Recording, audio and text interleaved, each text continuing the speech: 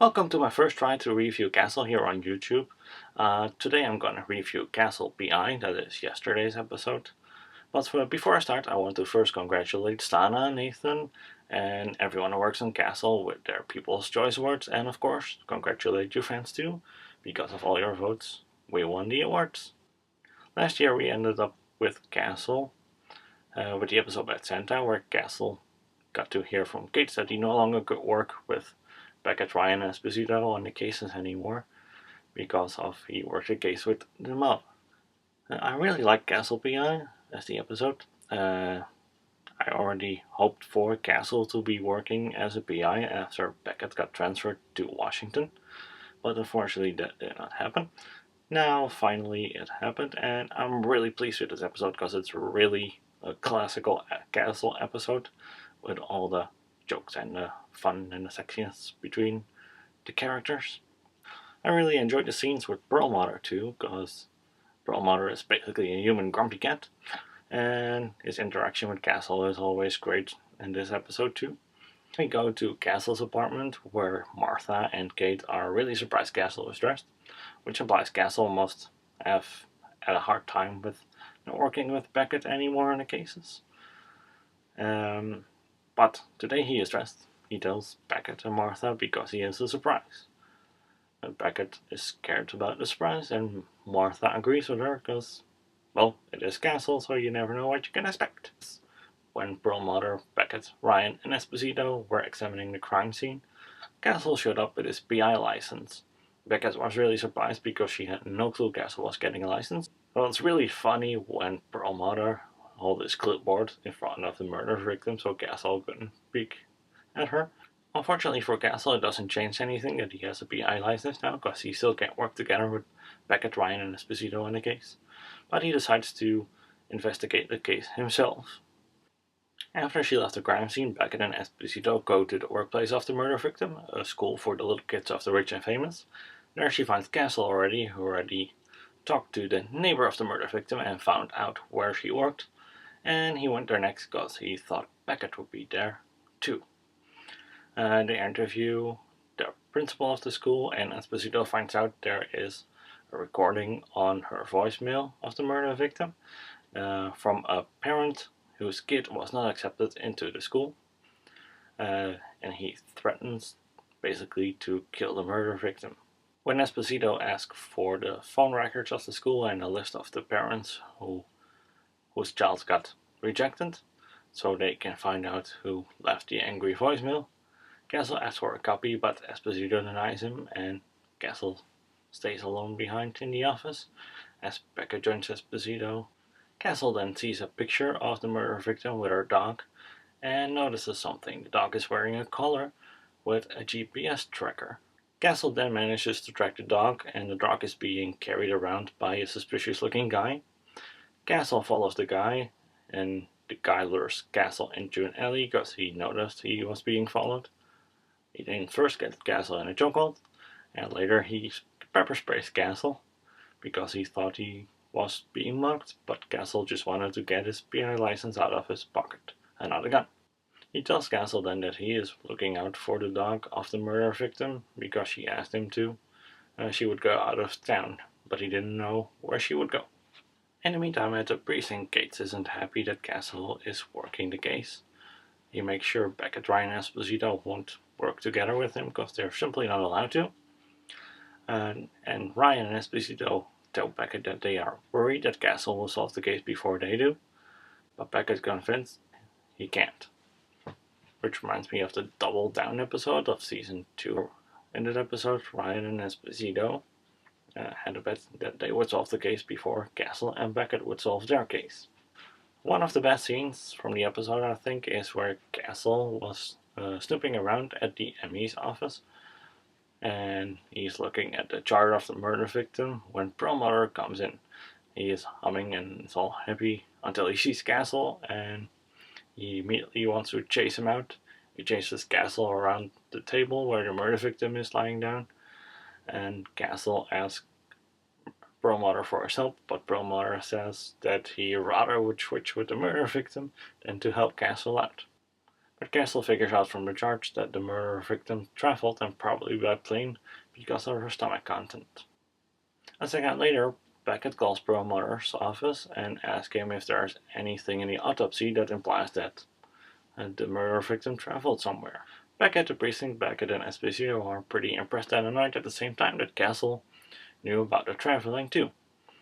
But they now know more because they know the victim traveled to Boston because of the TSA records.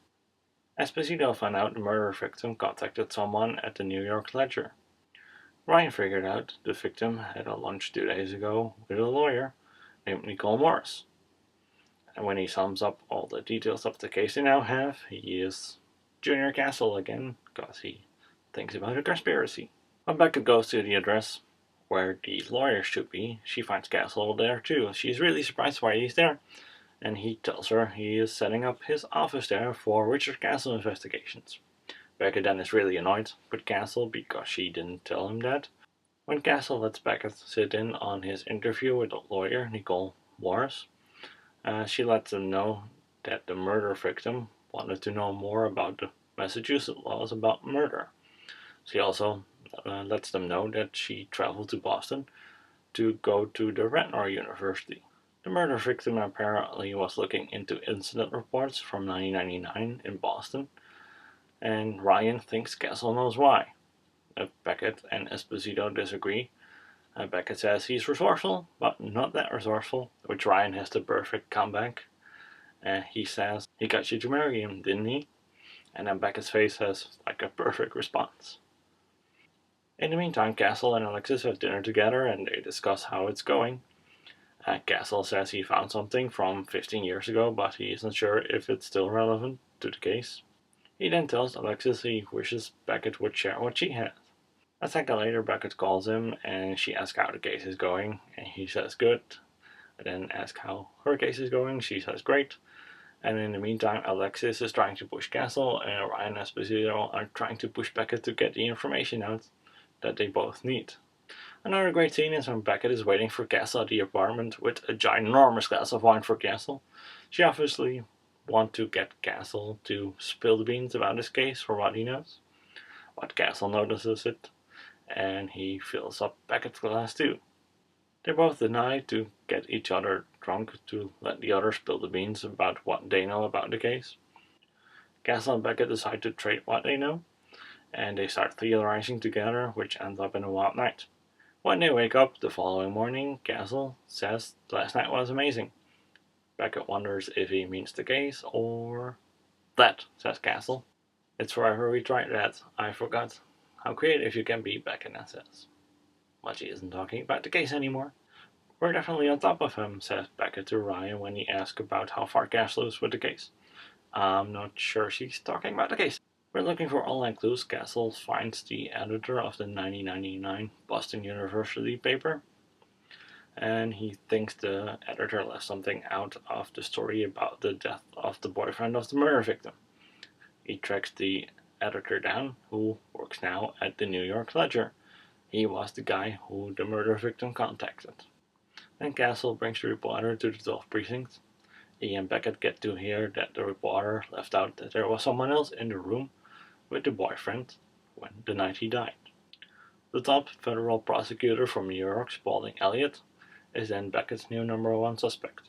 She thinks she can link into the crime with the cigarette butt that was found, but Gates thinks he wouldn't give up his DNA voluntarily. Castle and Ryan and Esposito apparently have the same idea. They follow Spalding Elliott until he throws away his coffee cup. All three think they can retrieve the DNA from the coffee cup. Esposito is faster than Castle though. Sorry Sherlock, not this time, Esposito says when he snatches the coffee cup away from Castle's nose. The DNA on the cigarette butt and the coffee cup do match, but Spalding Elliott claims he is being set up. Beckett and Gates, who are interrogating him, don't believe him, but then Castle walks in with the dog of the murder victim, Sparkles, and he proves Spalding Elliott is innocent because he is really allergic for dogs. Castle joins Beckett, Ryan, and Esposito around the murder board, and they theorize what happened and who would have set up Spalding Elliott. but then Gates walks up to him and sends Castle away again. How long will it take till Castle worms himself back into the precinct? In the scene that reminds me of the Blue Butterfly, Castle is listening to the notes he made about the case when Beckett comes in. She found out who planted the cigarette butt on the crime scene.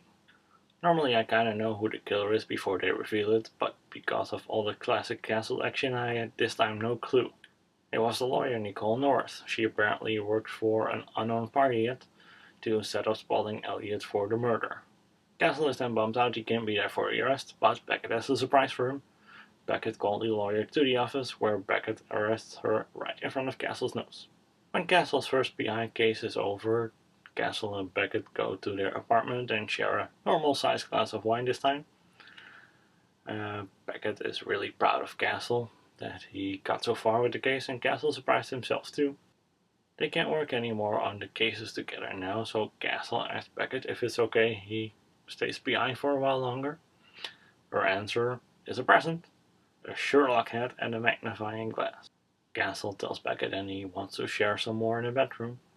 Beckett agrees only if he leaves the Sherlock hat on. Like I said, I really enjoyed the episode. It's a real Castle classic and I'm really curious about what will happen next week in Private Eye Caramba. Did you like the episode as much as I did? Do you like Castle working as a P.I? Or would you like to see Castle back at the precinct soon? Let me know in the comments. Also, let me know what you think about this review. This is the first time I do something like this, so if you hate it, let me know. I will stop immediately, but if you like it, I might do it more often. Thank you for watching.